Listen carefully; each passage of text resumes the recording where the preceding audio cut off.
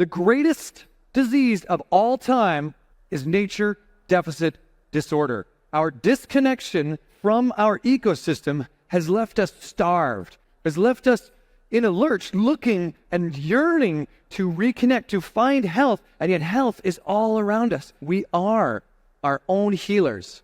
Now, in this nature deficit disorder, we found a new God. We found a new form of religion. Do you know what it is?